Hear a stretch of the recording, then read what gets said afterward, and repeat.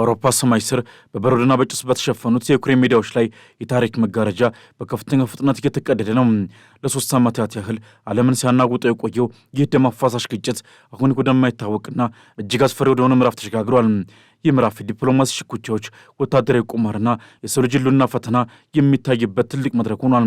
በፈረንሳይ ዋና ከተማ ፓሪስ በታሪካዊ አዳራሽ ውስጥ 35 ሀገራትን የተሰበሰበ አንድ ወሳኝ ስብሰባ ተካሂዷል። ይህ ስብሰባ የፈቃደኞች ጥምረት በመባል የሚታወቀው የዩክሬን ወዳጆች ስብስብ ለዓመታት ሲፈራና ሲጠበቅ የነበረውን ውሳኔ ያሳለፈበት ነበር።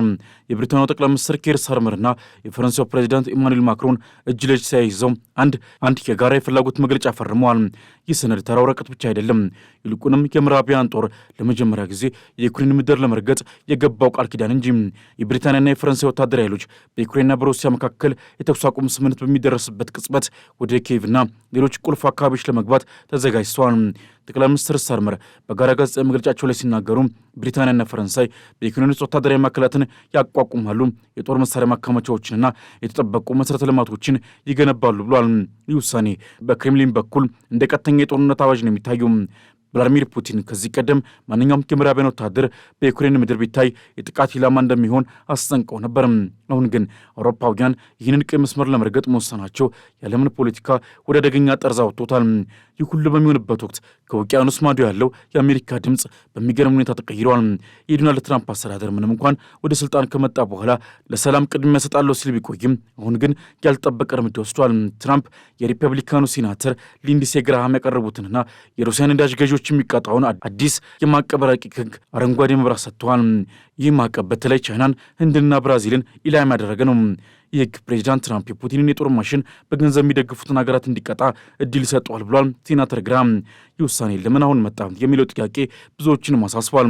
በታህሳስ ወር በትራምፕና በዩክሬን መካከል የተጀመረው ከፍተኛ የዲፕሎማሲ ግንኙነት ፑቲን ዩክሬን መኖሪያ ቤተ መንግስት ላይ የድሮን ጥቃት ሰነዘረች የሚል ክስ በማቅረባቸው ምክንያት ተደናቅፎ ነበር። ምንም እንኳን ሲአይኤ ይህ የፑቲን ክስ ውሸት መሆኑን ቢያረጋግጥም ትራምፕ ግን በወቅቱ ከፍተኛ ቁጣ ገልጸው ነበር። አሁን ግን ትራምፕ ወደ ማዕቀብ መመለሳቸው ፑቲን ለሰላም ዝግጁ እንዳልሆኑ የሚያሳይ ምልክት ተደርጎ ተወስዷል። በፓሪሱ ስብሰባ ላይ የትራምፕ አማች ጃሬድ ኩሽነርና ልዩ መልእክተኛው ስቲቭ ዊትኮፍ መገኘታቸው አሜሪካ የአውሮፓን ከጦርነት በኋላ ዕቅድ ሙሉ በሙሉ እንደደገፈች የሚያሳይ ነው። ሆኖም ይህ ታሪካዊ ስብሰባ በሌሎች ዓለም አቀፍ ክስተቶች ጥላ ተሸፍኖ ነበር። በአሜሪካ ወረራ የቬኔዙዌላው መሪ ኒኮላስ ማዱሮ ከስልጣን መውረድና ትራምፕ ግሪንላንድን የመግዛት ፍላጎት ማሳየታቸው የዓለምን ትኩረት በትንሹ ሰርቆት ቆይቷል። በተለይም የትራምፕ ምክትል የሰራተኞች አለቃ ስቲቨን ሚለር ግሪንላንድ ከአሜሪካ አካል መሆን አለባት፣ ለዚህም ማንም አሜሪካን ሊዋጋ ይችል ማለታቸው አዲሱ ዋይት ሀውስ ምን ያህል ጠንካራና ያልጠበቁ እርምጃዎችን እየወሰደ መሆኑን ያሳያል። በጦር ሜዳውም ግን ሁኔታው እጅግ አሳዛኝ ነው። ሩሲያ በዩክሬን የኤነርጂ መሠረተ ልማቶች ላይ ያነጣጠረ መጠነ ሰፊ ጥቃት ማድረሷን ቀጥላለች። በዲኒፕሮና በክሪቪሪ ከተሞች በሚሊዮን የሚቆጠሩ ዩክሬናውያን ያለ መብራትና ያለ ሙቀት በብርድ እየተሰቃዩ ነው። የሙቀት መጠኑም ከዜሮ በታች 20 ዲግሪ ሴንቲግሬድ በወረደበት በዚህ የክረምት ወቅት የሩሲያ ሚሳይሎች የሰላማዊ ሰዎችን ሕይወት ሲኦል እያደረጉ ቀጥለዋል። በትምህርት ቤቶች፣ በሆስፒታሎችና በመኖሪያ ቤቶች ውስጥ የሚገኙ ዜጎች በጀነሬተሮችና በሻማ ብርሃን ለመኖር እየታገሉ ነው። በዚህ ሰብአዊ ቀውስ መሃል ቭላዲሚር ፑቲን ጦርነቱን ወደ ሃይማኖታዊ ይዘት ቀይረውታል። በኦርቶዶክስ ገና በዓል ላይ ባደረጉት ንግግር የሩሲያ ወታደሮችን በፈጣሪ ትእዛዝ የሚንቀሳቀሱ ተዋጊዎች በማለት ጠርተዋቸዋል። ጦርነቱ ቅዱስ ተልእኮ እንደሆነም ሰብከዋል። ይህ ንግግር ግን በሃይማኖት መሪዎች ዘንድ ከፍተኛ ውግዘት ገጥሞታል። በለንደን የሚገኘው የዩክሬን ኦርቶዶክስ ቤተክርስቲያን ሬክተር አባ ሚሮስላቭ ፑሽካሮክ ፑቲንን የክርስቶስ ተቃዋሚ አንቲክራይስት በማለት ገልጸዋቸዋል። ፍቅርና ክርስቲያናዊ ሴቶች በሌሉበት በጭካኔና በኃይል የሚደረግ ማንኛውም እንቅስቃሴ ከፈጣሪ ሳይሆን ከጨለማ ዓለም የመነጨ ነው ሲሉ ምላሽ ሰጥተዋል። በሌላ በኩል የአውሮፓ ሕብረት ከሩሲያ ጋር ያለው ኢኮኖሚያዊ ትስስር አሁንም አልተበጠሰም። ጥናቶች እንደሚያሳዩት አውሮፓ አሁንም በቢሊዮኖች የሚቆጠር ዩሮ ለሩሲያ የተፈጥሮ ጋዝ እየከፈለች ነው። በ2005 ብቻ ከያማል ፕሮጀክት ለሚመጣው ጋዝ አውሮፓ ለክሬምሊን 7.2 ቢሊዮን ዩሮ ገቢ አስገኝታለች። ይህ ተቃርኖ ለብዙዎች ግራ የሚያጋባ ሆኗል። በአንድ በኩል ሩሲያን ለማዳከም ማዕቀብ ይጣላል፣ በሌላ በኩል ግን የጦርነት ማሽኑን የሚቀጥል ገንዘብ ይፈሳል። የዩክሬኑ ፕሬዚዳንት ቮሎዲሚር ዜሌንስኪ ግን በተስፋ ተሞልተዋል። በቆጵሮስ የአውሮፓ ሕብረት የሊቀመንበርነት ሽግግር ስነስርዓት ላይ ሲገኙ ጦርነቱ በ2026 የመጀመሪያ አጋማሽ ላይ ሊያበቃ እንደሚችል ያላቸውን እምነት ገልጸዋል።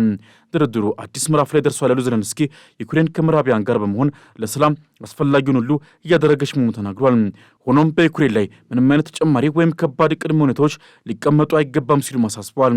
ነገር ግን ሰላም ገና ሩቅ መሆኗን የሚያሳዩ ምልክቶች አሉ። የቀድሞው የብሪታንያ የጦር አዛዥ ሰር ጆክ ስቲረፕ ምዕራባውያን ፑቲንን ለመግታት ያላቸው ወታደራዊ አቅም ጊዜ ያለፈበት ነው ሲሉ በጽኑ ያስጠነቅቃሉ። የኒውክሌር ዛቻ ብቻውን ፑቲንን አይገታውም ያሉት የጦር አዛዡ የብሪታንያ ጦር የኒውክሌር ልምምዶችን በድጋሚ መጀመር እንዳለበትና በሩሲያ ወደ ሙሉ የኒውክሌር ጦርነት ልንገባ እንችላለን የሚል ስለ ልቦናዊ ማስጠንቀቂያ መስጠት እንዳለበት ተከራክሯል። የአይነቱ ንግግር ዓለም ምን ያለ ከፍ አደጋ ተጋላጭ መሆኗን የሚያሳይ ነው። በፓሪስ የተደረሰው ስምምነት ዩክሬን 800 ሺህ የሚጠጋ የሰለጠነ የጦር ኃይል እንድትገነባ ድጋፍ ለማድረግም ያለመ ነው። ይህም ሩሲያ ዩክሬንን ለወደፊቱ ዳግም እንዳትወር ለማድረግ የታለመ የመከላከያ ግንብ ነው። ሆኖም ፑቲን ማንኛውም የውጭ ጦር በዩክሬን መኖሩን አንቀበልም ማለታቸው የተኩስ አቁም ስምምነቱ ራሱ በምንም አይነት ሁኔታ ሊደረስ እንደሚችል ትልቅ ጥያቄን ፈጥሯል። የዩክሬን ከተሞች በጨለማ ውስጥ ቢሆኑም በዲፕሎማሲው ዓለም ግን መብራቶች በርቷል። እያንዳንዱ ውሳኔ፣ እያንዳንዱ ማዕቀብና እያንዳንዱ ወታደራዊ እንቅስቃሴ የሰው ልጅን ታሪክ ወደ አንዱ አቅጣጫ እየገፋው ነው። የብሪታንያና የፈረንሳይ ወታደሮች የዩክሬን ምድር መርገጥ ምናልባትም የረጅም ጊዜ ሰላም መጀመሪያ አሊያም ደግሞ የመጨረሻው ታላቅ ጦርነት መባቻ ሊሆን ይችላል። በዚህ የፖለቲካና የጦርነት ትንቅንቅ ውስጥ ተራ ዩክሬናዊ ዜጋ አሁንም ለነጻነቱና ለሕይወቱ እየታገለ ነው።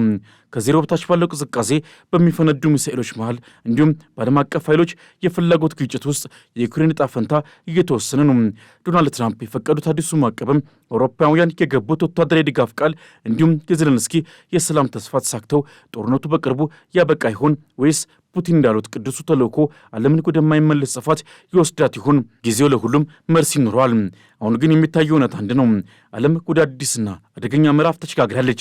በፓሪስ የተጀመረው የፈቃደኞች ጥምረት ጉዞ፣ በዋሽንግተን የሚወሰኑት ጠንካራ እርምጃዎችና በኪየቭ ሚዲያዎች ላይ የሚፈሰው ደም የወደፊቱን የዓለም ስርዓት የሚወስኑ ቁልፍ ጉዳዮች ናቸው። የታሪክ መጽሐፍት ይህንን ዘመን እንዴት እንደሚዘግቡት ባይታወቅም ዛሬ የምናየው ግን የሰው ልጅ የሰላም ጥማትና የስልጣን ጥመኝነት እርስ በርስ የሚጋጩበት ታላቅ ትዕይንት ነው። በዚህ ድቅድቅ ጨለማ ውስጥ የዩክሬን ሕዝብ ጽናትና የምዕራባውያን አዲስ አቋም ተዳምሮ ሰላምን ያመጣሉ የሚለው ተስፋ በብዙዎች ዘንድ ቀርቷል። ሆኖም የጦርነት ነጋሪት አሁንም እየተጎሰመ ነው። የዲፕሎማሲው ጠረጴዛም በጥርጣሬ ተሞልቷል። ዓለም በተስፋ ተውጣ ቀጣዩን ክስተት እየተጠባበቀች ነው። የዩክሬን ምድር የሰላም አዝመራ ወይስ የዓለም ፍጻሜ መድረክ ትሆን? የጥያቄ ለጊዜው ያለ ምላሽ ቀርቷል። ይህ በእንዲህ እንዳለ አሜሪካ ለትልቅ ጦርነት እየተዘጋጀች ነው ሲሉ አሜሪካዊ ጋዜጠኛ ተከር ካርለሰን ተናግረዋል። የትራምፕ ለ2027 የወጠኑት የፔንታጎን በጀት ወደ 1.5 ትሪሊዮን ዶላር አድርጓል። ይህም የሰላም ማስከበር በጀት አይደለም ሲሉ ጋዜጠኛው ተከር ካርለሰን አጽንኦት ሰጥተዋል። ለጦራቸው ዓለም አቀፍና ቀጠናዊ ጦርነት መኖሩን የሚያስቀምጥ የአንድ ሀገር በጀት ነው። ይህን ለማድረግ ሌላ ምክንያት የለም ሲሉም ተናግረዋል። ይህ የጦር በጀት ነው፣ የትልቅ የጦርነት በጀት። ለዚህ ታሳቢ ማድረጉ ተገቢ ነው ብዬ አስባለሁ። እናም ሁሉም ምልክቶች በቅርቡ ትልቅ ጦርነት እንደሚኖረን ይጠቁማሉ ሲሉ የአሜሪካን ወታደራዊ ዝግጅት ከዓለም አቀፉ የጥረቶችና ክስተቶች ጋር አገናኝተው ስጋታቸውን ገልጸዋል።